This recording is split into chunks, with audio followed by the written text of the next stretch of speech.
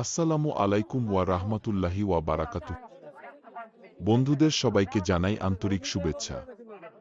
পাথরের চর ঐতিহ্যবাহী ফুটবল মাঠের ২ রাউন্ডের আজকের আকর্ষণ ছিল ১-৭-০-৭-২-৫ মোয়ামারী বকশীগঞ্জ পাথরের চর ঐতিহ্যবাহী ফুটবল মাঠে যে দুইটি দল মুখোমুখি হয়েছে মোয়ামারী ফুটবল একাদশ বনাম বকশীগঞ্জ ফুটবল একাদশ।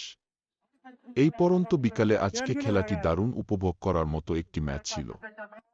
আজকে ১-০ ম্যাচে পরিচারক ছিল মোহাম্মদ সোহেল রানা, আর লাইনম্যান ছিল মোহাম্মদ তাহাদত ইসলাম আর মোহাম্মদ সাইফুল ইসলাম। তারা তিনজন ভালো পরিচালনা করেছে। প্রথম থেকে দুই দলের খেলোয়াড়রা ভালো খেলছে। তারা হাফ টাইমের আগে কোনো দল গোল দিতে পারেনি। হাফ টাইমের আগে দুই দল কয়েকটি ভালো অ্যাটাক করে। আজ আকাশের অবস্থা ভালো ছিল, এতে পরিবেশ আরও সুন্দর দেখা যাচ্ছিল, কিন্তু শেষে আকাশের রং পরিবর্তন করে আকাশ তার আসল রূপ ধারণ করে এই ভীষণ গরমে প্রচুর দর্শক হয়েছিল। হাফ টাইমে পরে দুই দলের একের পর এক অ্যাটাক হয়, তা ফুটবলের আসল মজা পাওয়া যায়। খেলা শেষ সময় পর্যন্ত হয়, তাও কোনো গোল দেখা যায় না।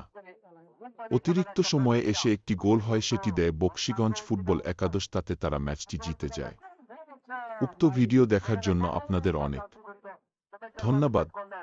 যারা এই পর্যন্ত ভিডিওটি দেখছেন, ভিডিও যদি ভালো লাগে তাহলে একটি লাইক, একটি কমেন্ট আর চ্যানেলটি সাবস্ক্রিপশনস করবেন আরও নতুন ভিডিও জন্য। আর যদি ফেসবুক পেজ থেকে ভিডিওটি দেখেন তাহলে ফলো দিবেন। ধন্যবাদ।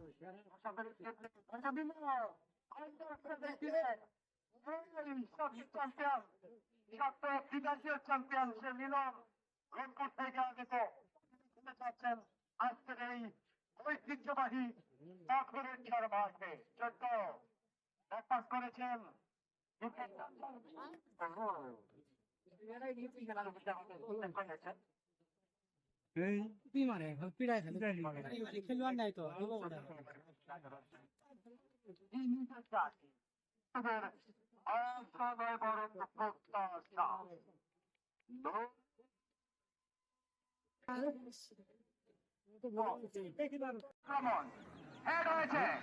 বিপদ হলেও হতে পারে, এখনো বল নিয়ন্ত্রণে ওই উত্তর মোহামারী ফুটবল একাদশ ১০ ক্রস করেছে, কিন্তু না।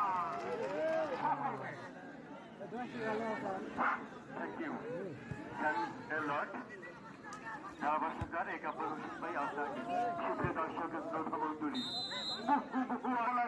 তারা কিন্তু রংপুর থেকে ১১ জন প্লেয়ার আনবে। থাকবে ম্যাজিক মুন্না, থাকবে রিজু, থাকবে অস্থির সজি, সেই সাথে থাকবে নিতাই। ঐতিহ্যবাহী একটি আক্রমণ ছিল, একাই আসছো,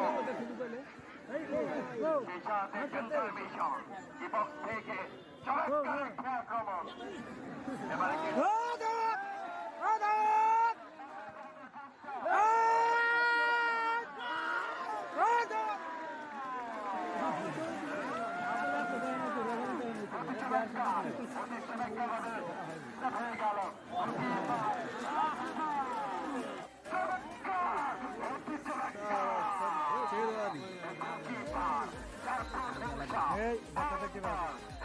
দুদলের জন্য শুভকামনা। শেষ মুহূর্তে কোনো দলে কিন্তু গোল করতে পারেননি এখন পর্যন্ত, তবে শেষ আলোটার